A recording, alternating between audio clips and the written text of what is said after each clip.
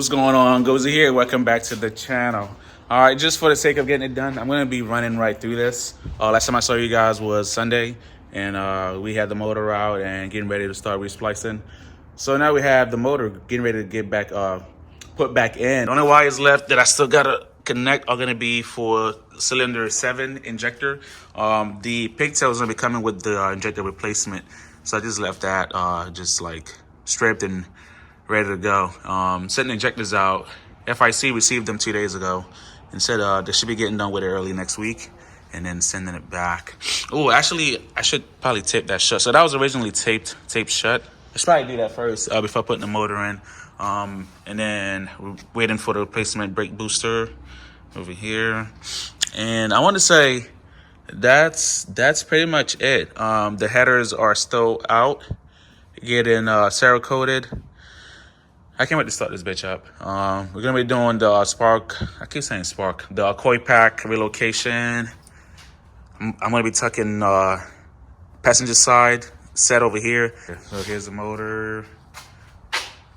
Monty, helping hand, Santa's little helper, and we're gonna get it done. Well, first I gotta take the wheels off and then lower the subframe. That'll give us enough clearance from the bottom to just be able to just slide the motor back. All right, so initially we had the motor in, but I'm in the process of taking it back out because rather than trying to squeeze it in from the bottom and dinging and scratching the headers right here.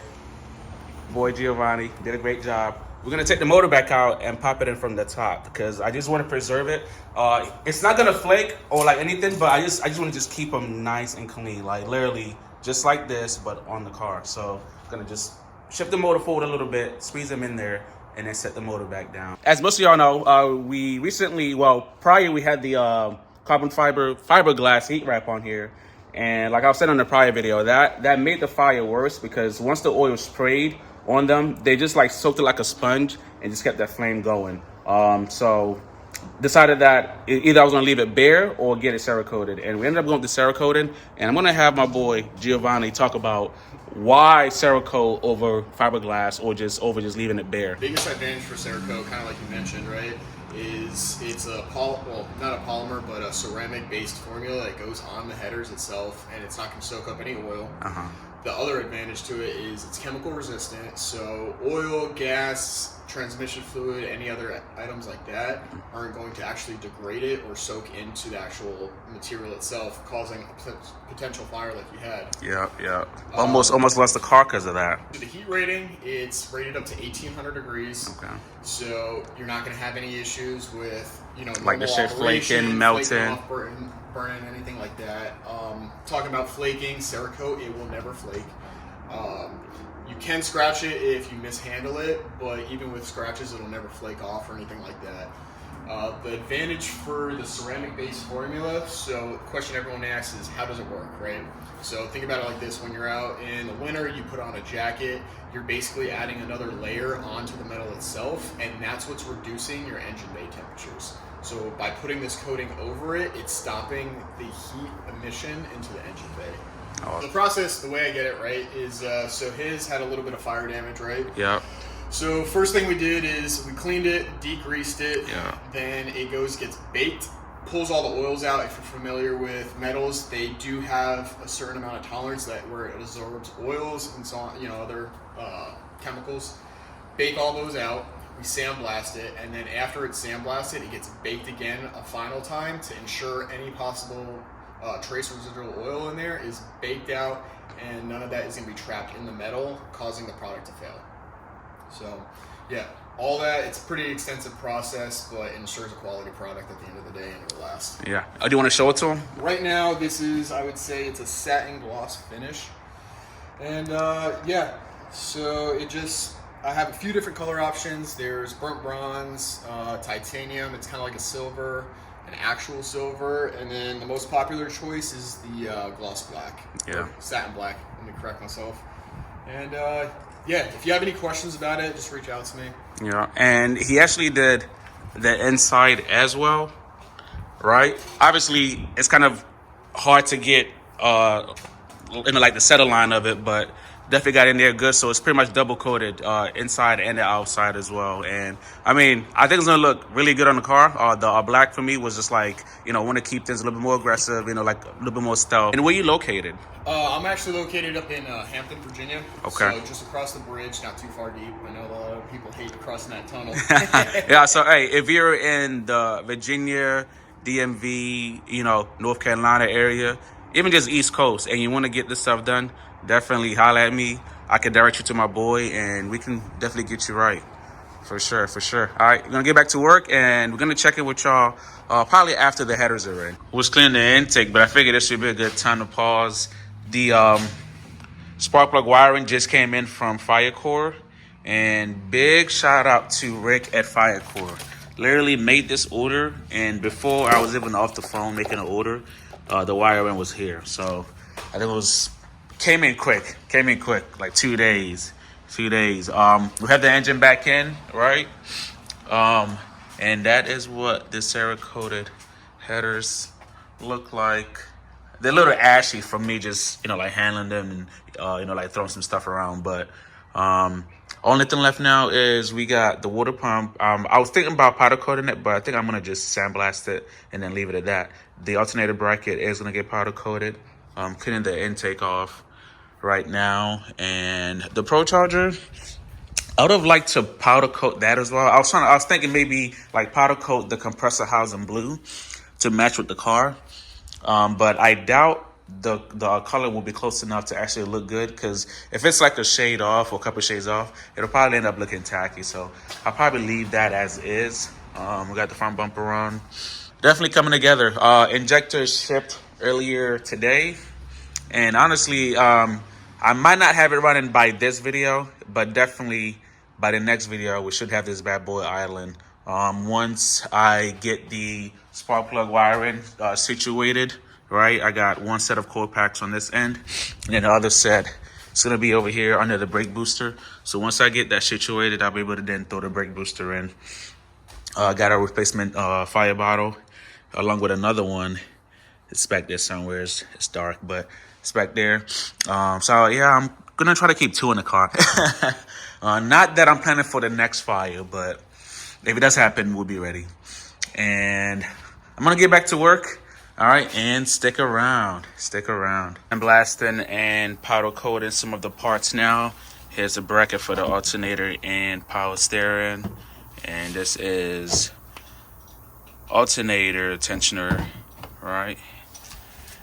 We got one wheel over here, still needs to get done, and I'm almost wrapped up with sandblasting this wheel. It's pretty much ready to get powder coated. I want to have it where we just blacken out the face, but then leave the insides silver still. Got Dalton over there. He was adjusting the valve lash on the motor earlier. I wonder what he's doing now. Looks like he's just checking the torque on the transmission bell housing. Yeah, busy guy, but a lot of progress in the shop today. I don't want to keep him out here too long, so I'm gonna pretty much put the phone down and bust these out. The car's coming along though. We're still on track to have it running by the end of the month. And like I said, in this video, if it's not running by then, it probably won't, because I should be uploading this video tomorrow. And the injectors just shipped back to me yesterday, so I doubt it'd be here by tomorrow. It would be random, but pretty much gonna have the car where it's literally just waiting on injectors, which will take about 5 minutes to slap on, and then we'll be ready to get the car running. All right, stick around. We got the alternator bracket baking right now, and he's working his magic with the alternator tensioner coming from the flip drive. Like whenever this stuff comes out the oven, I almost not want to put it on. Just living in the dining area as a conversation piece.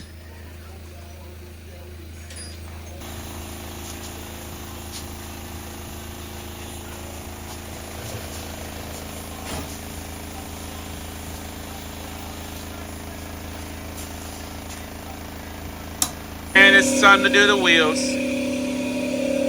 We got this one and that one. We just got done with the power steering tensioner. sucker looks good. Alternator brackets right here. Sorry, boss, man. Sorry, boss. What happened again, boss? I already got it when it first came out. Sorry, boss. Didn't look good. Hey, that's not going on the car. I'm gonna put the other one that isn't powder coated back on the car. It is now Christmas Eve, December 24th, and the final piece of the puzzle just arrived. We have the injectors. Had to match it up by serial numbers. And if you guys remembered FOTK, we melted the plug in cylinder 2. That one ended up having the highest reading, so I guess I must have cleaned it out a little too good. All right, so they cleaned it out a little bit more, did their magic, and got it to pretty much flow a little lower, going from 2370 to 2355, but still the highest flowing out of the whole set. All right, and A3C3 being our replacement for cylinder 7. All right, and we have them here. So what I did, in order to keep track, a while back I actually went through and I marked the injectors. I just used a scribe. Cylinder 8, you can see it right there. And then cylinder 6, right there. All right, so I'm gonna go ahead, lube up the O-rings, and then throw them into the fuel rail. All right, put the manifold on, and pretty much get ready to crank this bad boy up. This is the one that was burnt. They left it separate. And it's on back and the O-rings that were on there before. All right, let's get the show on the road. We got everything buttoned up for the most part, except for the brake booster. So the reason why I just left that tacked on, all right, as you can see, is because bank 1 coil pack is under the brake booster. Leaving that tacked, make sure everything is running properly. Each cylinder is firing as it's supposed to in the right order before I then bolt that down and then bleed the brake system. All right, so right now what I'm gonna do is I'm gonna cycle the crank just to get the oil kind of flowing. That's the way that I prime the oil pump. And then also, cause I took off the water pump, you know, and the whole supercharger bracket, I use the laser alignment to make sure that it's aligned properly. So what I'm doing now is I'm going to cycle it, make sure that it's, you know, rotating properly. It's not trying to walk off or anything crazy like that. And then I'm also going to pressurize the fuel system, make sure there's no leaks. And after that, I'll be ready to start this bad boy up. The first thing I'm going to be doing is making sure that the fuel system, the factory stuff, even primes. That tells me that everything is talking. No issues with the ground. All right, and I heard that, so it tells me everything's pretty much online. And I'm going to prime the auxiliary pumps.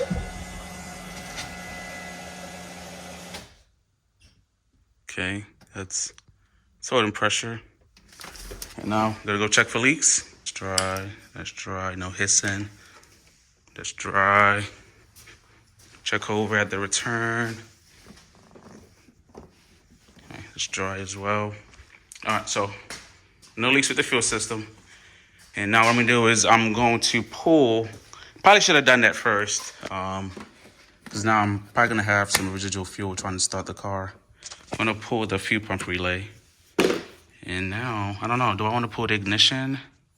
Because I feel like the residual fuel pressure is gonna try to start the car. But if I pull the ignition, it might not crank. All right, fuck it. See what happens. Hopefully it doesn't try to start up. That's what I don't wanna do. I'm gonna let it sit for a little bit. Let that residual fuel pressure kind of bleed off. That way the car doesn't try to start even with the fuel pump relay pulled. And while I do that, I'm gonna set up my scanner and everything else. Testing out the fan. I did replace the fan assembly.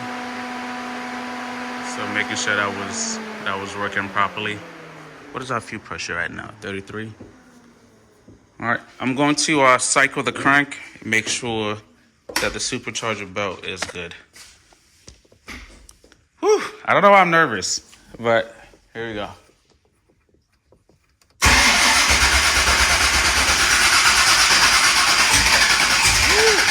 Don't start.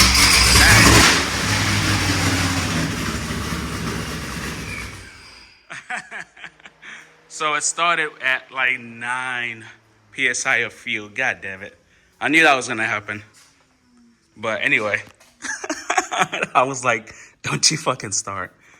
Oh, shit. That's actually scared me a little bit.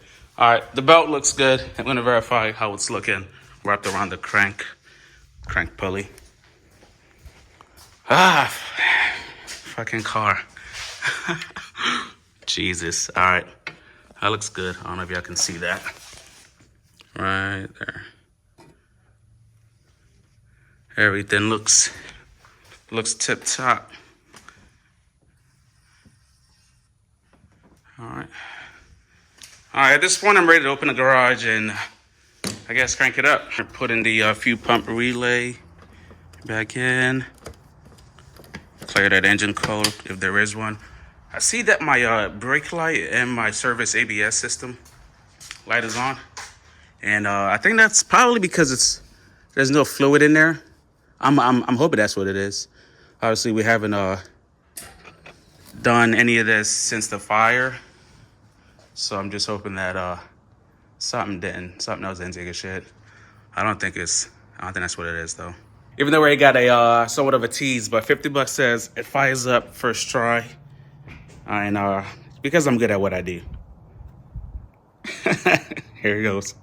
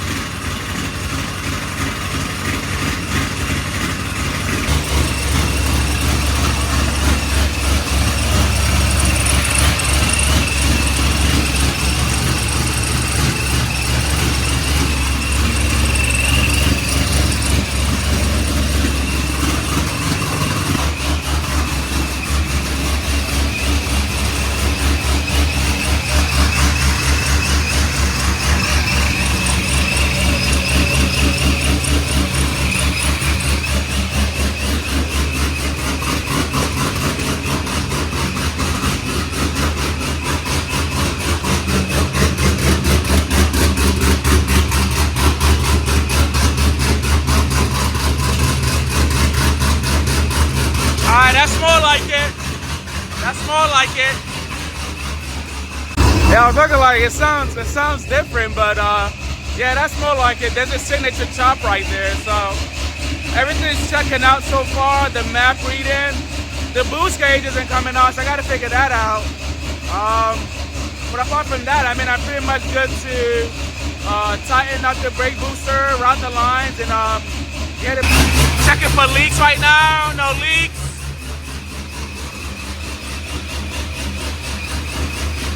Literally just waking up. Yep. Is that a beer already? Oh. I wish. I got some Monster wine coolers at the house. It tastes just like Monster, but apparently it's like 6%. They look good. I'm about to flip this camera around so y'all can see the wheels. Good job. Send you the money, by the way. Okay, appreciate it. It feels good today. It's like 60 right now. Feel how smooth that is. Yeah. Made it smooth. What'd you use? Like 10 different sandpapers. Yeah. That shit was rough. Yeah, I bet. From the sandblasting? Yeah. You might have to give me what you use, because I constantly like sand in there from time to time. From like not the chips and stuff, but just like me running no filter. It gets like specks. Man. Hey, happy I put that trigger though. How you feel about it? It should go with the wheels and everything, yeah? Here are the wheels. I'm just waking up, so y'all gonna have to forgive me. Trying to get into the mood right now. Still gotta go back in and make some breakfast. Yeah, I should net you a couple ponies. Yeah. Yeah, the size. Same thing to your high ram lid. Yeah. But this shit in here.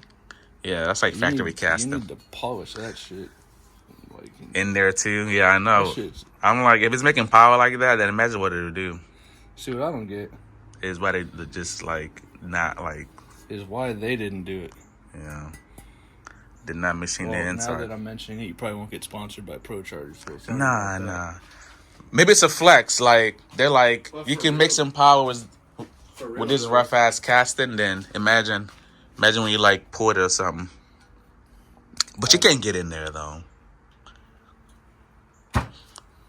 without like like risking grinding off. Like this surface is right here, and that's just like a drill bit. Well, no, it's a carbide grinding tip. No, I'm saying like you can put it like on a drill. It's a 1/4 inch. Okay. So you can put it on a drill, or you can put it on like a die grinder, like this. I still don't even know how to say that word. Like I just say Kara, the cra of the turbo.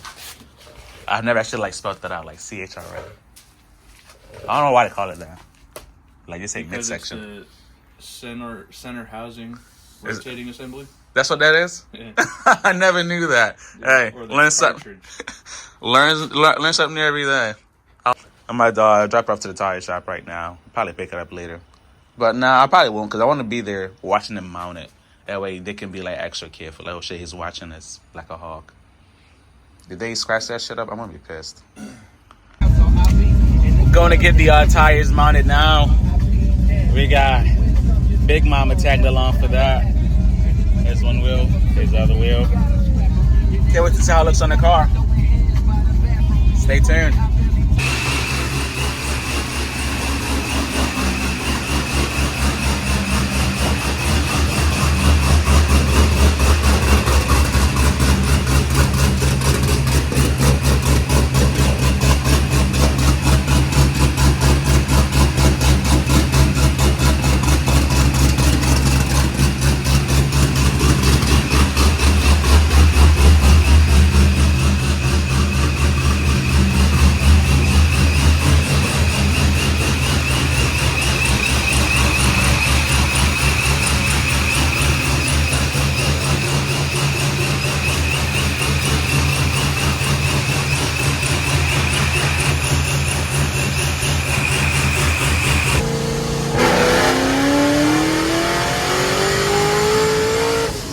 Just going through it, making sure everything is reading properly.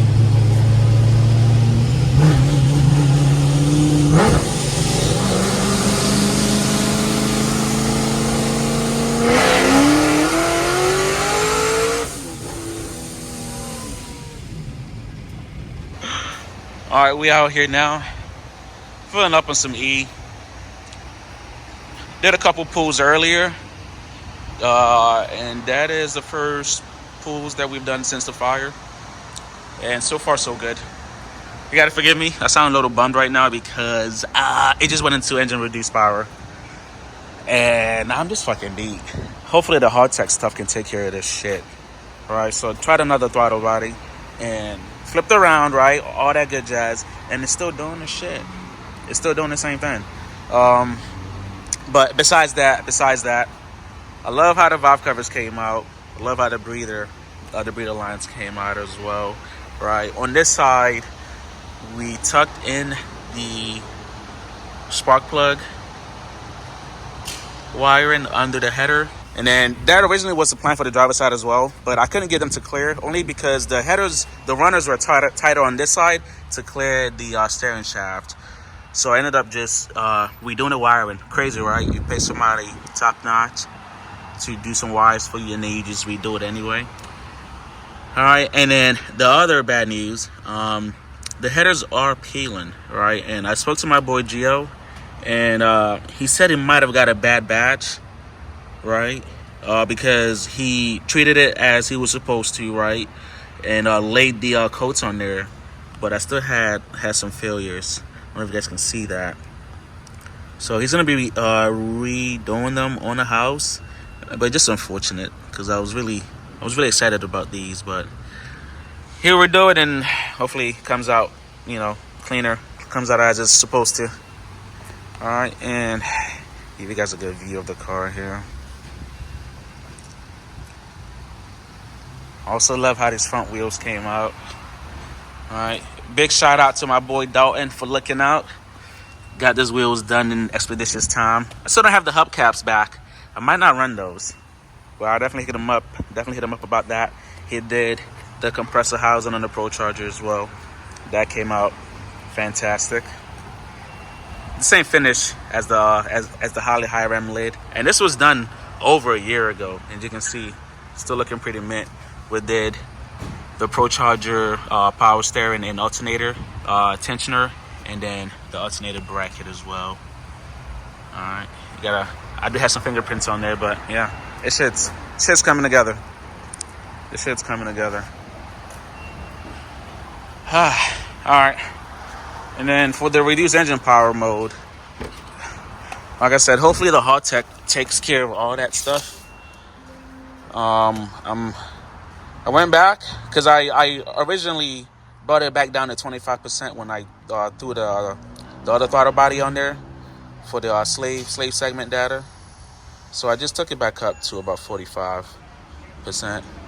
Right over here, and then we're gonna start with that and see what happens. Cook that shit up, Sway.